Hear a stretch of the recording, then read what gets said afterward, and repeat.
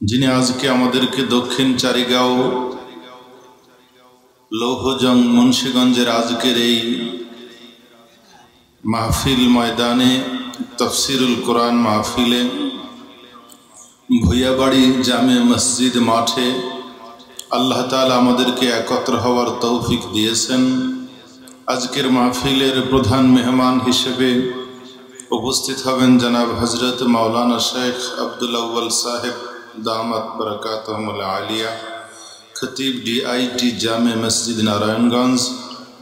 এছাড়াও আজকের মাহফিলে তশরিফ আনবেন হাফেজ মাওলানা মুফতি আব্দুর রহিম আল মাদানী দামাত বরকাতুহুল আলিয়া, প্রতিষ্ঠাতা পরিচালক জামিয়া মাদানিয়া আরবিয়া গাজীপুর।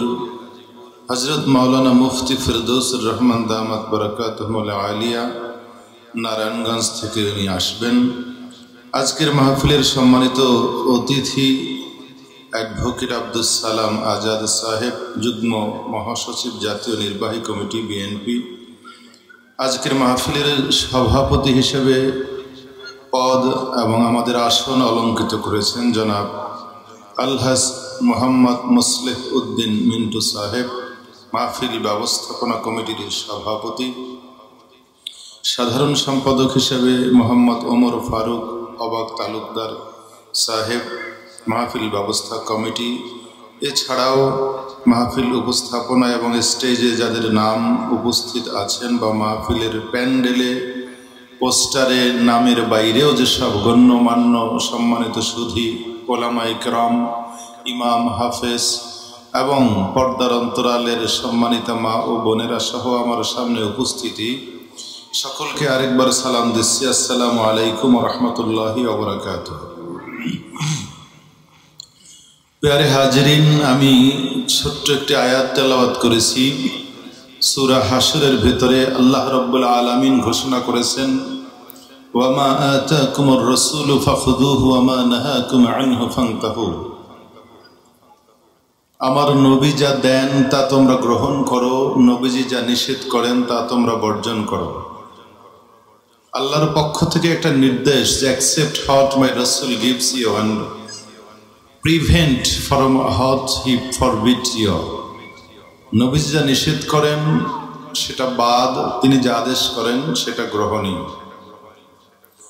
দিন শরীয়ত আল্লাহর, কিতাব আল্লাহর, কাবা আল্লাহর, আসমান আল্লাহর, জমিন আল্লাহর, কিন্তু এই দিনের পূর্ণতা দেওয়ার জন্য লেজিসলেটর অথবা আইন প্রণেতা হিসেবে আল্লাহ রাব্বুল আলামিন তার নবীকে বানিয়েছেন আইন প্রণেতা।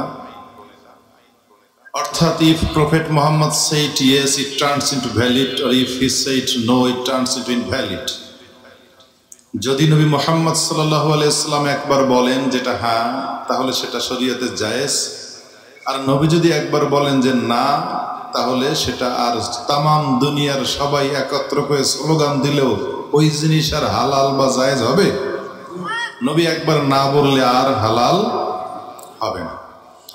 দেখুন নবীজির পাওয়ার কত, আল্লাহ তাকে কি ক্ষমতা দিয়েছেন এবং শরীয়ত প্রণেতা হিসেবে তাকে অধিষ্ঠিত করেছেন, শারে বানিয়েছেন আল্লাহ রাব্বুল আলামিন। তো আমরা সেই নূর নবী মুহাম্মদ সাল্লাল্লাহু আলাইহি ওয়াসাল্লামের উম্মত, সুতরাং তার আনিত দ্বীনকে আমাদেরকে গ্রহণ করতে হবে। আমরা এই নবীর উম্মত হতে পেরে ভাগ্যবান, যেমন কি অন্যান্য নবীরা পর্যন্ত এই নবীর উম্মত হওয়ার জন্য আফসোস করেছেন।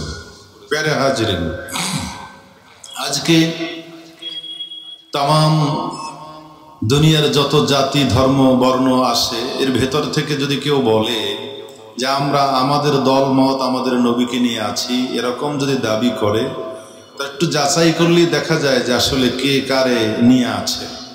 ধরুন খ্রিস্টানরা যদি বলে যে আমরা আমাদের নবী ঈসা তারে অনুসরণ করি, আমরা অন্য কোনো নবীরে মানি না, বাস্তবেও তারা কোনো নবীরে মানে না, তারা মনে করে ঈসা আলাইহিস সালামই তাদের নবী। যদি এই কথাটা চূড়ান্ত সত্য হয়, তাহলে আমার আপনাদের কাছে প্রশ্ন, বলুন তো ঈসা আলাইহিস সালাম কি বিয়া করছেন? বিয়া করেন নাই। তাহলে খ্রিস্টানরা যদি ঈসার সুন্নত মানে, তাহলে কেউ বিয়া করতে পারবে না। 100 বছর যে কয়জন আছে মরে যাবে, টোটাল খ্রিস্টান জাতি পরবর্তীতে আর পাওয়া যাবে না, শেষ হয়ে যাবে। ঠিক কিনা কথা কন? যদি মুসার উম্মতরা বলে যে আমরা ইহুদি, আমরা নবী মুহাম্মদ সাল্লাল্লাহু আলাইহি সাল্লামকে মানি না, আমরা মানি কেবলমাত্র আমাদের নবী মুসা আলাইহিস সালামকে, তাহলে আমরা বলবো যে হ্যাঁ, মুসা আলাইহিস সালাম বিয়ে করেছেন। যদি মুসার শরীয়ত ও সুন্নত এবং তার আমল মেনে তাদেরকে চলতে হয়, তাহলে 8 বছর কমপক্ষে, না হয় 10 বছর ঘর জামাই থাকা লাগবে, তারপরে বিয়ে করার অনুমতি মিলবে। কি কথা বলেন? মুসা আলাইহিস সালাম মাদায়েনে পালিয়ে গিয়েছিলেন, সেখানে শুআয়ব আলাইহিস সালামের ভেড়া বকরি চড়ালেন, 10 বছর পর্যন্ত খেদমত করলেন। তারপর শুআয়ব আলাইহিস সালামের কন্যা সফুরা বিবির সঙ্গে তার বিয়ে হলো। যদি এরকমের বিয়ে করতে হয়, তাহলে মুসার উম্মতকে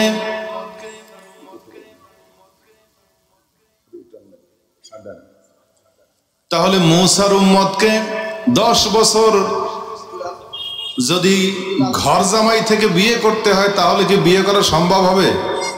কথা বলেন, ওদের বিয়ে করা সম্ভব হবে? হবে না।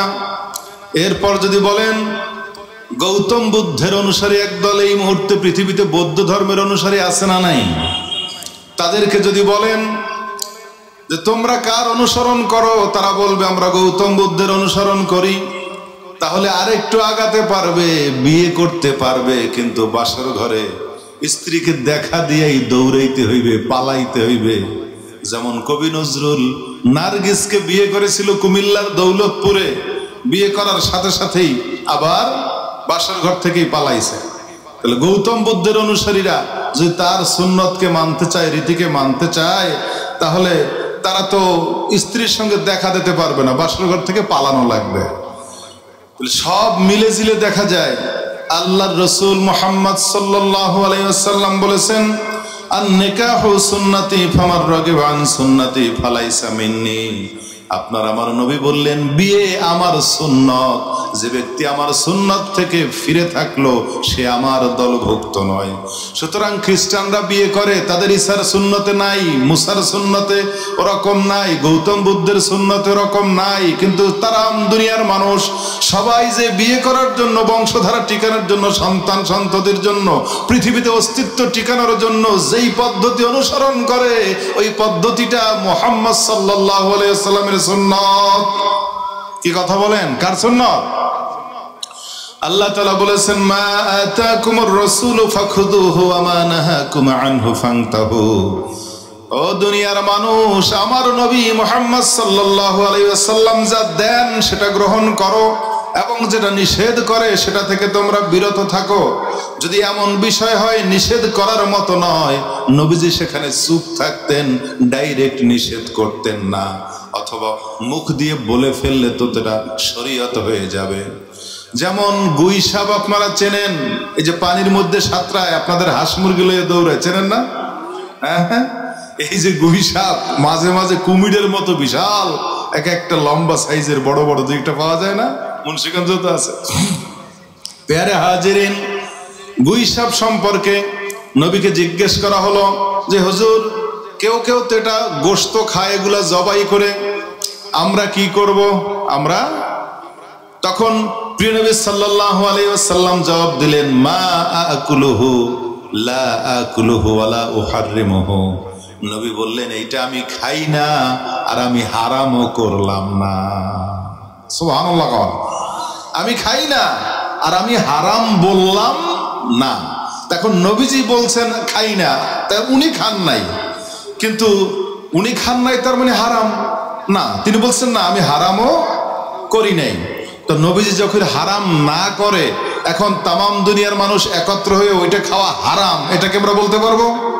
কি কথা বলেন? হারাম বলতে আমরা পারবো না। শুধু নবীজির মুখ দিয়ে একবার ইয়েস নো বলার ফজিলতটা, পাওয়ারটা কত, আরেকটা উদাহরণ দেব। আল্লাহর নবী একদিন বললেন মজলিসের মধ্যে, ইন্নাল্লাহা কাতাবা আলাইকুমুল হাজ্জা ফাহাজ্জু। প্রিয় নবী সাল্লাল্লাহু আলাইহি ওয়াসাল্লাম বললেন আমার উম্মতেরা, আল্লাহ তাআলা তোমাদের উপরে হজকে ফরজ করে দিয়েছেন, তোমরা হজ করো। এক লোক দাঁড়ালো, দাঁড়িয়ে প্রশ্ন করলেন, ইয়া রাসূলুল্লাহ ফি কুল্লি আম, হুজুর হজ কি প্রত্যেক বছর করতে হবে? নবীজি তার থেকে মুখটা ঘুরিয়ে আরেক দিকে ঘুরিয়ে গেলেন, যাতে তার প্রশ্নের উত্তর দেওয়া না লাগে। সে লোক আবার এই দিকে সে আবার প্রশ্ন করল, ইয়া রাসূলুল্লাহ ফি কুল্লি আম, হুজুর প্রত্যেক বছর কি হজ করতে হবে? এরকম 3 বার প্রশ্ন করলেন। তারপর নবীজি জবাব দিলেন, একটু রাগত স্বরে বললেন, লাউ কুলতু নাআম লা ওয়াজাবাত আলাইকুম লামাসতাতুম, যদি আমি হ্যাঁ বলি তাহলেই তো প্রত্যেক বছর হজ ফরজ হয়ে যাবে, তখন তোমরা আদায় করতে পারবে না, এটা তোমাদের জন্য কষ্ট হবে। সুবহানাল্লাহ বলেন। তা শুধু নবীজি যদি বলতেন যে হ্যাঁ, তাহলেই প্রত্যেক বছর হজ করা কি হতো? ফরজ হয়ে যেত, কিন্তু তোমাদের কষ্ট হবে, নবীজি এই জন্য এটা বলেননি। আল্লাহু আকবার বলেন। নবীজি আবার বললেন, লাউলা আন আশুক্কা আলা উম্মতি লা আমারতুহুম বিসওয়াক ইনদা কুল্লি সালাত, যদি আমার উম্মতের কষ্ট হবে এমন মনে না হতো, কষ্টের বিষয় না থাকতো, তাহলে আমি প্রত্যেক নামাজের সময় মেসওয়াক করার নির্দেশ দিয়ে দিতাম। সুবহানাল্লাহ। তা প্রত্যেকবার মেসওয়াক করার নির্দেশ দিত, তাহলে মেসওয়াক করা ফরজের মতন হয়ে যেত। ওযুর যে 4টা ফরজ, ওরকমের ফরজ হয়ে যেত মেসওয়াক করা। কিন্তু নবীজি বলছেন উম্মতের কষ্ট হবে, সেই জন্য আমি এমন হুকুম দেই নাই। তাহলে এতগুলো কথা যা বললাম এর দ্বারা প্রমাণ হচ্ছে একটা কথাই, যে নবী মুহাম্মদ সাল্লাল্লাহু আলাইহি ওয়াসাল্লামের মুখ থেকে যদি হ্যাঁ বের হয় সেটা জায়েজ হয়, না বের হয় সেটা হারাম হয়। নবী যদি হ্যাঁ বলে দুনিয়ার সকল মানুষ একত্র হয়েও সেটারে নাজায়েজ করতে পারবে না, আর নবী যদি না বলে তাম দুনিয়ার মানুষ একত্র হয়ে জায়েজ বললে ওইটা জায়েজ আর হবে না। প্যারে হাজিরিন, সেজন্য নবী মুহাম্মদ সাল্লাল্লাহু আলাইহি ওয়াসাল্লামের পাওয়ার এবং তার শরীয়ত প্রণেতার যে দিকগুলো, এই দিকগুলো আমাদেরকে জেনে বুঝে বুঝতে হবে।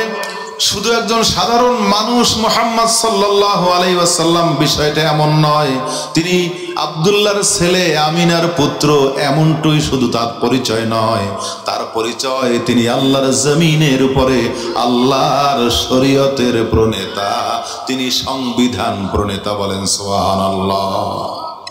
সংবিধান প্রণেতা। আমাদের রাষ্ট্রের সংবিধানের একজন লেখক আছে না নাই?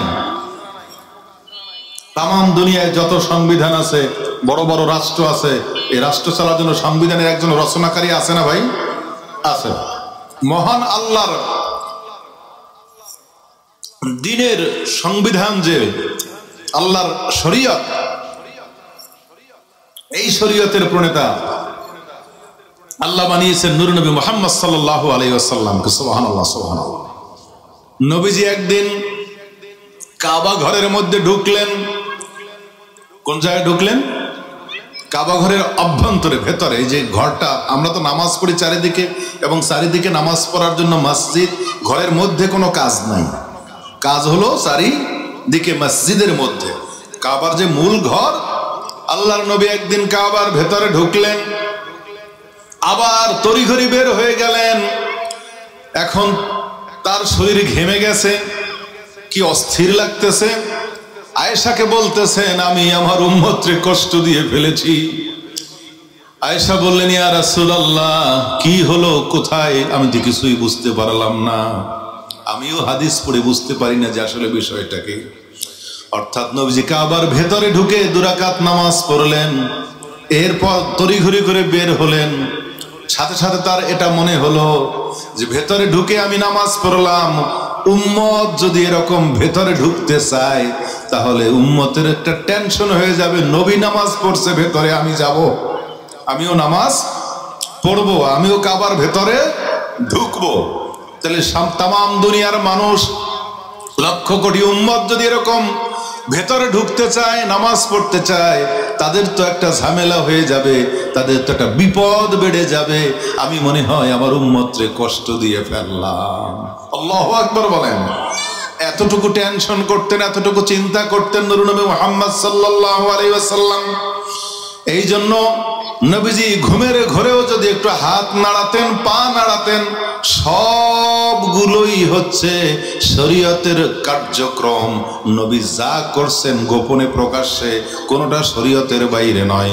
এজন্য তিনি স্ত্রীদেরকে বলতেন, আমার রাতের গোপন কথা আর রাতের গোপন কাজ আর দিনের গোপন কাজ আমার কোনো কিছুই গোপন নয়, বরং আমার টোটাল জিন্দেগির সমস্ত কার্যক্রম উম্মতের জন্য হচ্ছে শিক্ষণীয়, এটা উম্মতের জন্য হচ্ছে দ্বীন ইসলাম। বলেন সুবহানাল্লাহ। এজন্য নবী করিম সাল্লাল্লাহু আলাইহি ওয়াসাল্লাম কি করতেন আর কেমন করে করতেন সবগুলো জানা, বলা এবং বোঝা। আমরা অনেকে খেতে বসি, খাওয়ার সময় খাবারের প্লেটটা নিয়ে একদিকে তরকারি আর একদিকে অন্য জিনিস এলোমেলো করে টোটাল প্লেটে অনেক সময় গোলায় ফেলি, আবার অনেক সময় দূর থেকে লোকমা উঠে খাই। নবীর সামনে যখন আমর ইবনু সালামা খাইতে বসতেন, ছোট্ট বাচ্চা, নবীজি থাবা দিয়া হাতটা ধরলেন এবং বললেন, সাম্মিল্লাহ কুল মিম্মা ইয়ালিকা, হে গোলাম, তুমি এই ছোট্ট শিশু, গোলাম মানে শিশু, তুমি বিসমিল্লাহ বলে খাবার শুরু করো আর তোমার প্লেটের নিকটবর্তী জায়গা থেকে খাও, সব জায়গা এরকম এলোমেলো করে নষ্ট করো না। বলেন সুবহানাল্লাহ। যদি একটা প্লেটে কিছু খাবার থাকে, এক দিক থেকে যদি আমরা খেয়ে অর্ধেকও খাই, তাহলে বাকি জিনিসটা কিন্তু নষ্ট হয় না, সেটা কিন্তু অন্য কাজে লাগবে, অন্য খেতে পারবে। কিন্তু সব মেখে ঝুঁকে যদি 2 লোকমা খাই, এর মধ্যে ঘপ করে হাত ধুয়ে ফেলাই, বাকি 2 লোকমা খাই, এক থাল লই। এরকম আলেম, হুজুর, ইমাম, হাফেজ আছে না নাই? সাধারণ মানুষ তো বাতি দিলাম, এক থাল লইয়া মেখে ঝুঁকে 2 লোকমা খাইয়েই আমার মধ্যে গপ করে হাত ধোয়, আছে না নাই? এটা কি ভালো কাজ হলো না খারাপ হলো? এটা নবীর সুন্নত হয়েছে না বিরুদ্ধাচরণ হয়েছে? বিরুদ্ধাচরণ হয়েছে। খাওয়া বসা ওঠা থেকে শুরু করে নূর নবী সাল্লাল্লাহু আলাইহি ওয়াসাল্লাম তার জীবনের যা কিছু সবই উম্মতের জন্য আদর্শ। নবী একবার মক্কার রাস্তায় হাঁটতেছিলেন, আর একবার মদিনার রাস্তায় হাঁটতেছিলেন। এক লোককে দেখলেন, তার পায়ের টাকনুগিরা এটা লুঙ্গি কাপড়ে ঢাকা রয়েছে, একেবারে ঝুলাইয়া পরিধান করা হয়েছে তার পোশাক। নবী বললেন, তোমার পোশাক উপরে তুলে নাও, পায়ের গিটের উপরে পোশাক টেনে নাও, গিটের নিচে পোশাক পরবে না। ওই ব্যক্তি পাল্টা প্রশ্ন করে বলল, ইয়া আবাল কাসেম, এতে সমস্যাটা কি হে আল্লাহর নবী, অসুবিধা কি হয়? নবীজি বললেন, অসুবিধা যদি তুমি বুঝতে না পারো, অন্তত আমাকে অনুসরণ করো। সুবহানাল্লাহ। আমরা অনুসরণ করব কাকে? একটু হাত তুলে বলেন, আমরা অনুসরণ করব কাকে? খাওয়ার জন্য অনুসরণ করব কাকে? নবী মুহাম্মদ সাল্লাল্লাহু আলাইহি ওয়াসাল্লামকে। রাস্তায় হাঁটার জন্য অনুসরণ করব কাকে? নবী যখন রাস্তায় হাঁটতেন দ্রুত বেগে হেঁটে যেতেন, ডানে বামে তাকাতেন না, কে কি করে এদিকে ভ্রুক্ষেপ করতেন না, নিজের আপন গতিতে সরাসরি রাস্তার এক কুল দিয়ে তিনি সোজা ডান পাশ দিয়ে চলে যেতেন। আমরাও এইভাবে সরাসরি এক দিক থেকে চলবো। খাবার সময় নবীজি এরকম খেতেন, ছোট ছোট লোকমা দিয়ে খাওয়া সুন্নাত, বড় বড় লোকমা দিয়ে নয়। হাদিসের মধ্যে এবং কিতাবের মধ্যে এতটুকু ভেঙে ভেঙে দেওয়া আছে যে মুখের খাবার সম্পূর্ণ গেলা না হলে, গলধকরণ না হলে নতুন লোকমা তুলবে না, এটা পর্যন্ত লেওয়া আছে। বলেন সুবহানাল্লাহ। মুখের মধ্যে চাবাইতেছি, চিবাইতেছি খাবার এক লোকমা দিয়া, আবার তারাস হয় না, ওর মধ্যে আবার আরেক লোকমা দিতে আছে, এরকম হয় না? কি কথা কন? এরকম দিয়ে এরপরে হুড়োহুড়ি করে মস্তকে উঠছে, পানি উঠছে, খায় যায়, শীতয়ে যায়, পানি দেয়, এই সেই আউলে জাউলে পড়ছে, পড়ে না? পড়ে না? কথাক্ষণ পড়ে না? পড়ে না? নবী করিম সাল্লাল্লাহু আলাইহি ওয়াসাল্লাম কিভাবে খাইতেন? ডান হাতে খাবার খাওয়া, উত্তম কাজগুলো ডান হাতে করা। আর অনুত্তম কাজগুলা, পাক সাফের কাজগুলা বাম হাত দিয়ে করা সুন্নত। এজন্য ওযুর ভেতরেও দুই পা যে ধৌত করব, উভয় পা বাম হাত দিয়া ঘষে মেজে সুন্দর করে ধোয়া সুন্নত। ডান হাত দিয়া ডান পাও খিলাল করা এবং ধৌত করা এটা ঠিক নয়। ধুইতে হবে ঘষে মেজে বাম হাত দিয়া। কোন হাত দিয়া? শৌচকার্য বাম হাত দিয়া, ইস্তেঞ্জা বাম হাত দিয়া, পা ধোয়া বাম হাত দিয়া, আর সমস্ত কাজ শুরু করতে হবে ডান দিক দিয়া। মোজা পরিধান করবেন, আগে পরিধান করবেন কোন পা? জোরে বলেন। ডান পা দিয়ে মোজা পরিধান করবেন। খোলার সময় বিপরীত, আগে বাম পা খুলবেন পরে ডান পা খুলবেন। জুতা পরিধান করার সময় আগে ডান পায়ে জুতা ঢুকাবো, এরপরে বাম পায়ে জুতা ঢুকাবো। খোলার সময় বাম পায়ের জুতা আগে খুলবো, পরে ডান পায়ের জুতা খুলবো। এবারে বলেন তো, মসজিদ থেকে নামার সময় কোন পা দেব? মসজিদ থেকে নামার সময় কোন পা আগে? আগে বাম পা দেব। এখন বাম পা দিয়ে নামার কথাটা খেয়াল রাখেন। মসজিদ থেকে বাম পা দিয়ে আগে বাম পাটার জুতার মধ্যে ঢুকিয়ে দিলাম, তাইলে আগে কোনটা পরা হয়েছে? জুতা পরা হইলে কোনটা আগে? হ্যাঁ, তাহলে এটা করবেন কি? সিস্টেমটা কি কন্ত? হ্যাঁ হ্যাঁ, সিস্টেম। এই জন্য আদব আখলাক নূর নবীজির সঙ্গে সাহাবায়ে কেরাম যেভাবে হাতে ধরে ধরে এই জুতাটা পরা পর্যন্ত, ওযু ইস্তেঞ্জা পর্যন্ত সাহাবায়ে কেরামদের তিনি শিক্ষা দিয়েছেন। আর উম্মতের ওলামায়ে কেরাম এই শিশু থেকে শুরু করে ছাত্র ছাত্রীদেরকে হাতে কলমে শিক্ষা দিয়েছেন। এই শেখার জন্য, এই তালিম শেখার জন্য এই মাদ্রাসা, মসজিদ, মাহফিল সব কিছুর মূল উদ্দেশ্য হচ্ছে তালিম। কথা বলেন ঠিক কিনা? প্যারে হাজিরিন, তাইলে এই জন্য মসজিদ থেকে যখন বের হবেন বাম পা দিয়ে বের হবেন। বাম পাটা জুতার উপরে থাকবে, জুতার পায়ে দেব না, জুতার ভিতরে ঢুকাবো না। বাম পা দিয়ে দাঁড়াবো জুতার উপরে। বলেন কি করব?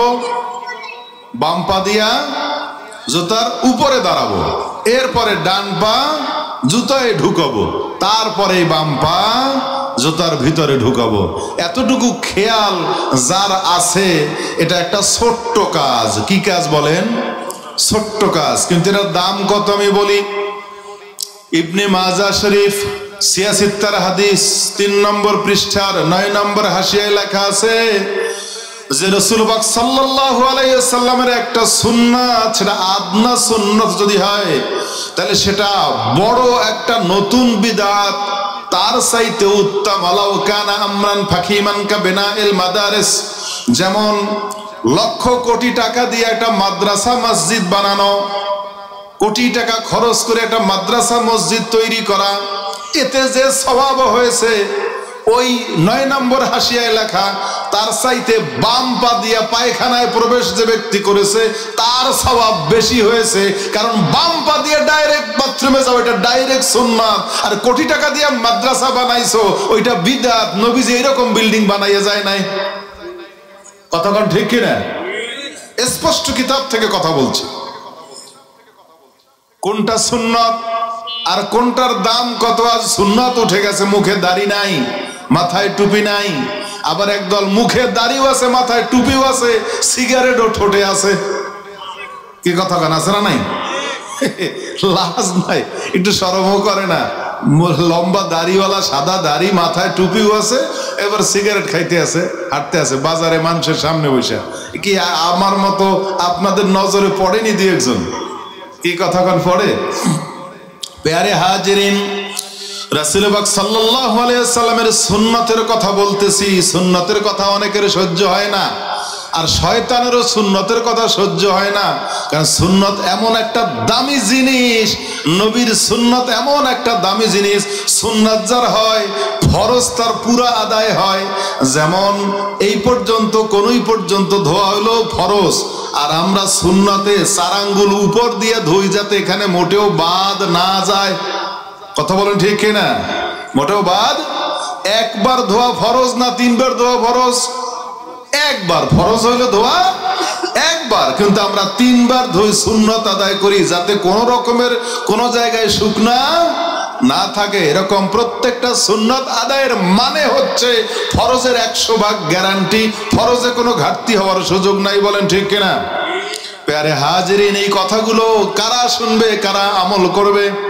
আমরা যারা নূর নবীর উম্মত, আমরা এই শেষ জামানায় যারা আছি, আমরা নবী মুহাম্মদ সাল্লাল্লাহু আলাইহি ওয়াসাল্লামের এই সুন্নতগুলোকে আঁকড়ে ধরবো, কারণ শেষ জামানায় অধিক ফিতনা ছড়াবে। ইবনে মাজার 42 নম্বর হাদিসে আল্লাহ রাসূল বলেছেন, মান কানা ইয়াইশ মিনকুম, তোমাদের মধ্যে যারা বেঁচে থাকবে, সায়ারাউনা ইখতিলাফান কাসীরা, অচিরেই তারা অনেক ফিতনা বিশৃঙ্খলা পৃথিবীতে দেখতে পাবে।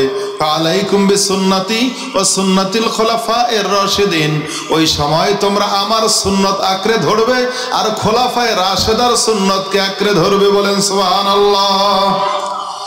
খোলাফায়ে রাশেদার সুন্নত শুধু নবীর সুন্নত এটাই নবী বলেন নাই, খোলাফায়ে রাশেদার সুন্নতের কথাও তাগিদ দিয়ে বলেছেন, আদ্দু আলাইহা বিন নওয়াজিজ, এবং এই সুন্নতগুলো মারির দাঁত দিয়া কামড়াইয়া ধরো। সামনের দাঁত দিয়ে ধরলে শক্ত করে ধরা হয়, নাকি মারির দাঁত দিয়ে কামড়াই ধরলে বেশি শক্ত হয়? কোনটা? এই জন্য নবীজি উদাহরণ দিলেন, সুন্নতকে আঁকড়ে ধরো মারির দাঁত দিয়া। তো নবীজি তাকিদ দিয়েছেন সুন্নত আঁকড়ে ধরার জন্য। আর একদল এখন আমরা বলবে বিনা টুপিতে নামাজ পড়ে, বলবে যে টুপি লাগে না। কি কয়? টুপি লাগে না। না, আসলে তো টুপি লাগে না। টুপি কি ফরজ নাকি? টুপি ছাড়া নামাজ হয় না? ল্যাংটা থাকলেও তো নামাজ হয়। পোশাক মোটেও নাই, ল্যাংটা থাকলে সেও তো নামাজ পড়বে। কি পড়বে না বাবা? এই সমস্ত কথা কি যৌক্তিক কথা? প্যারে হাজিরিন, এজন্য সুন্নতের গুরুত্ব দিতে হবে। মাথায় একটা সুন্নতি টুপি রাখবেন, সুন্নতি একটা পাজামা, ইব্রাহিম আলাইহিস সালামের সুন্নতি পাজামা, অর্থাৎ ঢিলা ঢালা পাজামা, রুকু সাজদা করতে যেন কোনো অসুবিধা না হয়, এরকম পাতলা বা শক্ত কাপড়ের ঢিলা ঢালা একটা পাজামা। এটা ইব্রাহিম আলাইহিস সালাম সবার আগে বানিয়েছিলেন। ওনার আগে পৃথিবীতে এইরকম সুন্দর পাজামা কেউ বানায় নাই। এটাকে আস্তারুলিল আওরাতে বলা হয়েছে, অর্থাৎ লজ্জাস্থান এবং আওরাত ঢাকার জন্য এটা অধিক উপযোগী। লুঙ্গির চাইতে ওটা বেশি উপযোগী। একটা মানুষ ময়রাও যদি থাকে, সিডরেও যদি মারা যায়, সমুদ্রের ঢেউতেও যদি এক দেশ থেকে আরেক দেশ নিয়ে যায়, যদি পাজামা পরা থাকে, গিট দেওয়া থাকে, ওই লাশ উলঙ্গ হওয়ার কোনো সম্ভাবনা নাই। কিন্তু সমুদ্রের মধ্যে পড়াও যদি পানিতেও মারা যায়, লুঙ্গি পরা থাকে, উলঙ্গ হওয়ার সম্ভাবনা আছে না নাই? কথা বলেন, আছে না নাই? এই জন্য পাজামাকে বলা হয়েছে আস্তারুলিল আওরা। ইব্রাহিমের সুন্নতের পাওয়ার কত, নবীর সুন্নতের হিকমত আছে না নাই? জলে বলেন, আছে না নাই? আর যারা টাইট ফিট পাজামা প্যান্ট জাতীয় পরে, এগুলো তো রুকু সাজদায় অসুবিধা, এগুলো দিয়া ফরজ আদায় সুন্নত আদায় একটু অসুবিধা হয়। এটা নবীদের সুন্নত নয়। নবীদের সুন্নত হচ্ছে ঢিলা পোশাক। জোরে বলেন, নবীদের সুন্নত কি? ঢিলা ঢালা। জামাও ঢিলা হবে আর পাজামাও কি হবে? ঢিলা হবে। আর মাথার টুপি হবে, টুপি মাথার সঙ্গে পুরা মেশানো থাকবে, একেবারে পুরা মেশানো। টুপি মাথার উপর থেকে অনেক উঁচু আঁকা অথবা মাথার সঙ্গে লাগানো নয়, এরকমের টুপি সুন্নত নয়। যেটা মিশে থাকবে এই রকমের টুপি হচ্ছে সুন্নত। প্যারে হাজিরিন, নূর নবী মুহাম্মদ সাল্লাল্লাহু আলাইহি ওয়াসাল্লামের হজ, যাকাত, নামাজ, কালাম প্রত্যেকটা কাজের মধ্যে আলাদা আলাদা সুন্নাত আছে। এগুলো এই জন্য বলতেছি, ফিতনার জামানায় আমরা যেসব সমস্যার মধ্যে পড়ব, এই সমস্যাগুলো নিয়ে আলোচনা করা দরকার। নবীজি আগেই জানতেন কিয়ামতের পূর্বে একদল মানুষ থাকবে যারা নবীর সুন্নতকে অবজ্ঞা করবে। এটা নবী কি জানতেন না জানতেন না? জোরে বলেন। প্রিয় নবী সাল্লাল্লাহু আলাইহি ওয়াসাল্লাম বলেছেন, লা আরাকুম, আমি যেন তোমাদেরকে না দেখি। কিয়ামতের সময় শেষ জামানায় এমন কিছু লোক আসবে, মুশবিউন আও মুশাব্বিউন, কিছু পরিতৃপ্ত লোক আলা আরিকাতিহি, তার খাটের উপরে, অর্থাৎ খাটের উপরে গির্দায় বসে পেট পুরে খেয়ে দে, নাদুস নুদুস, তার কোনো সমস্যা নাই, অভাব নাই।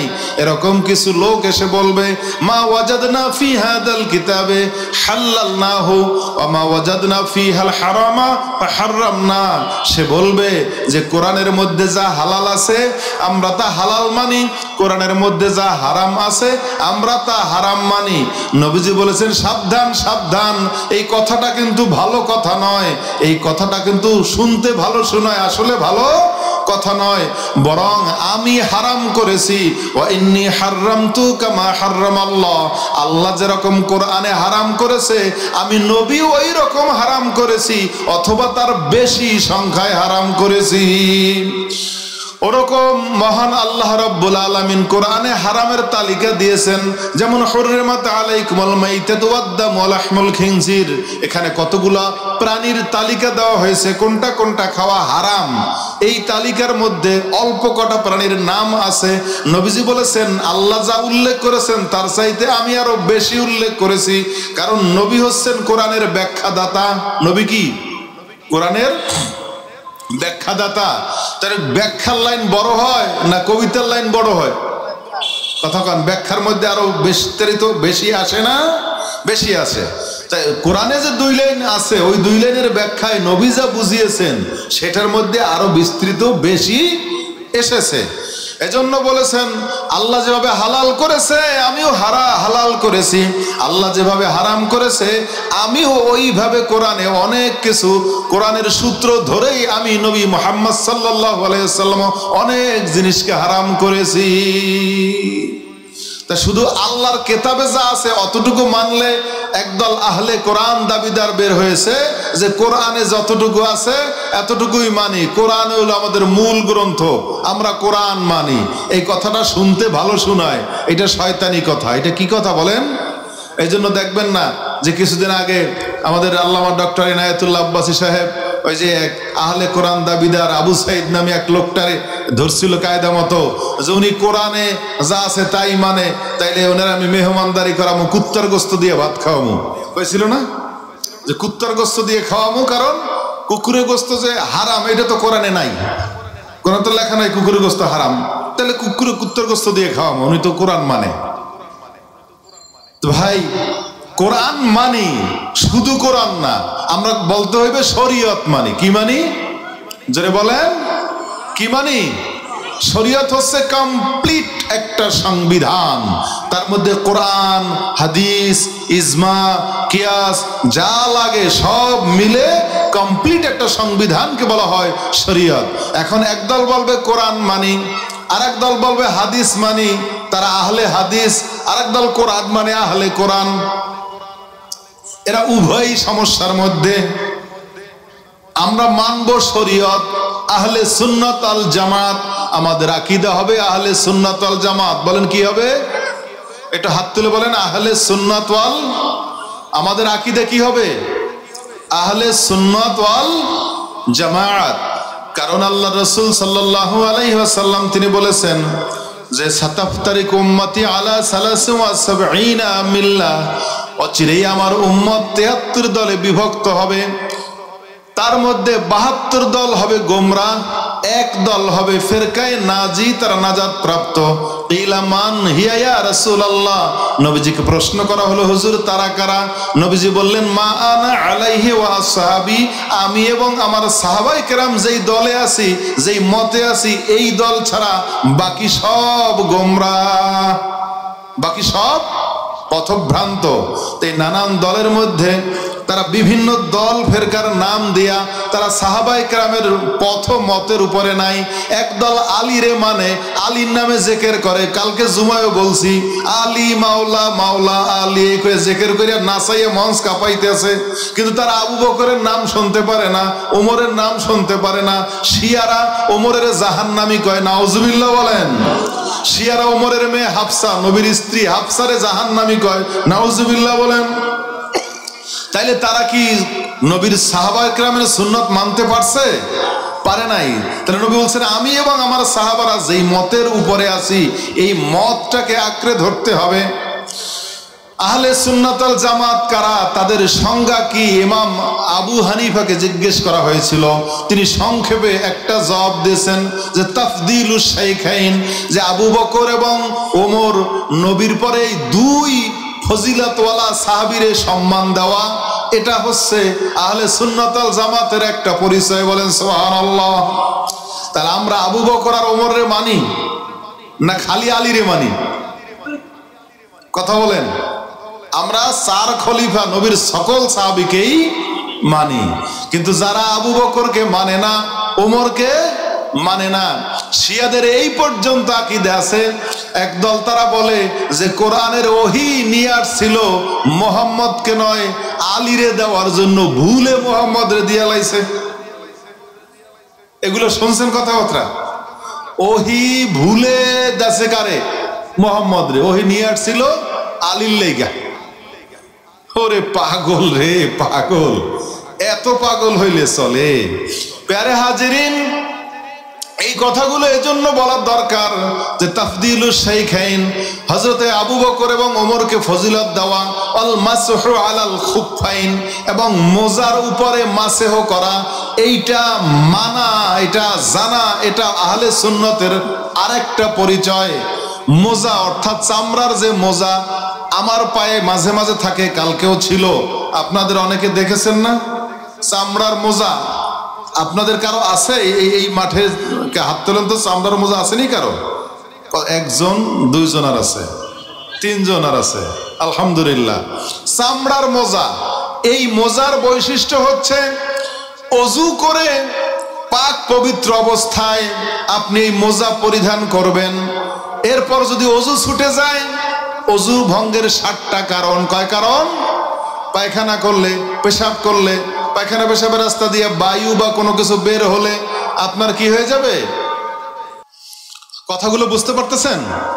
চামড়ার মোজা, এই মোজাটা যদি পবিত্র অবস্থায় আপনি উভয় পায়ে পরিধান করবেন, এরপর যখন আবার অজু লাগবে, অজু নষ্ট হয়েছে, এরপরে অজু করার সময় আপনার পাও আর ধুইতে হবে না, মোজাও আর খুলতে হবে না। বলেন, মোজা খুলতে, পাও ধুইতে হবে না। তাহলে কি করবেন?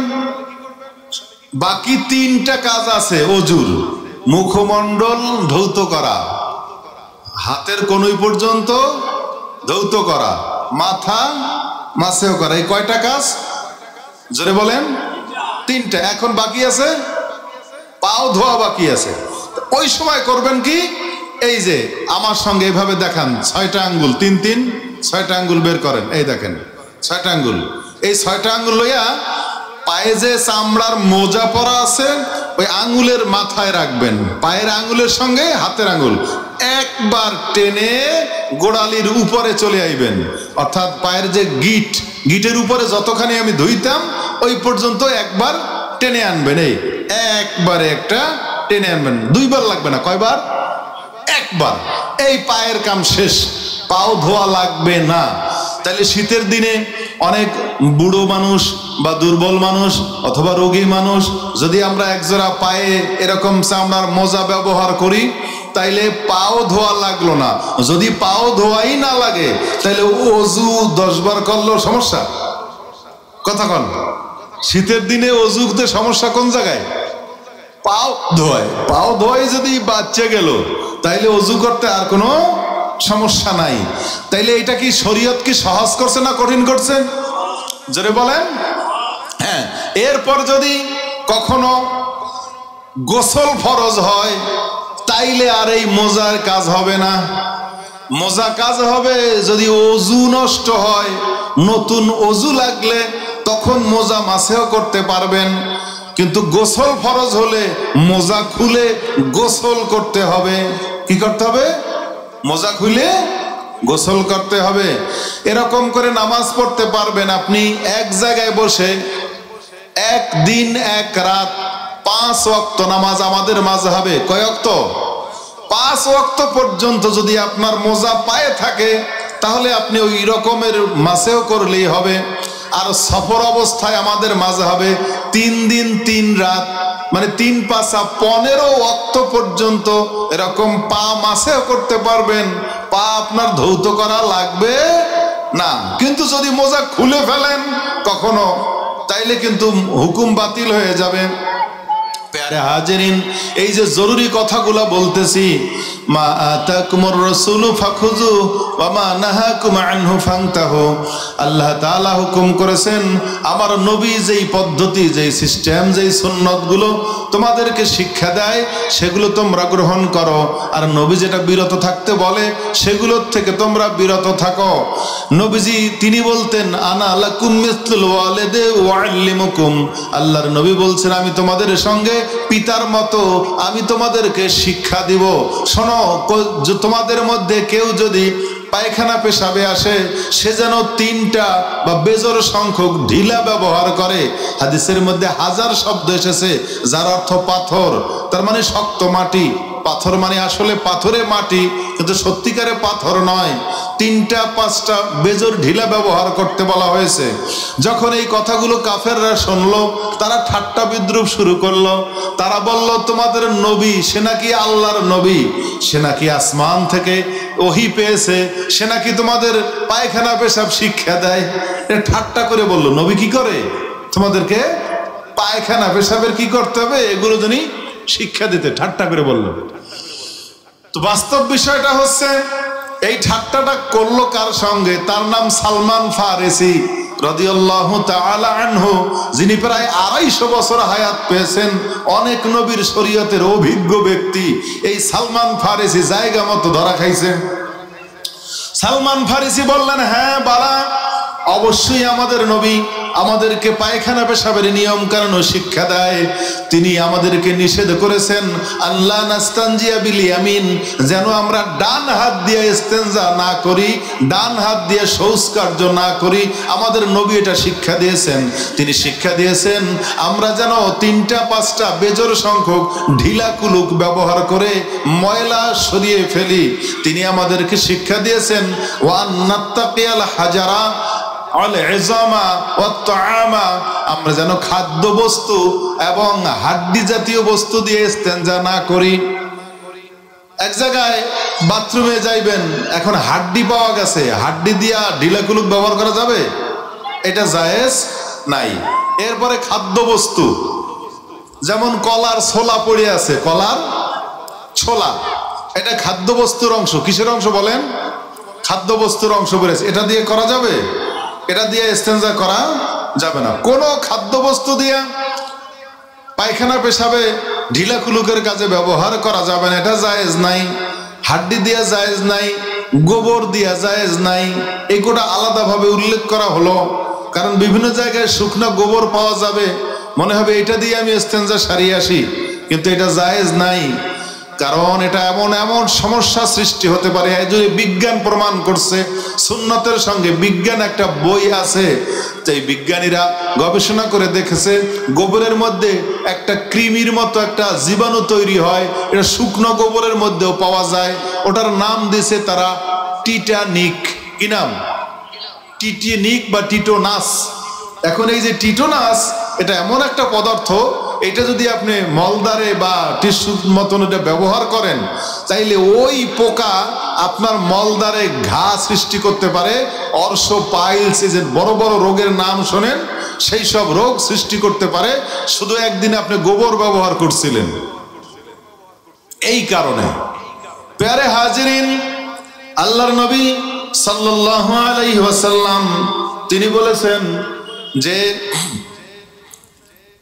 ইস্তেনজার সময় এমন ভাবে ইস্তেনজা করবে যেন আমাদের ছিটা ফোটা কোনো গায়ে না লাগে।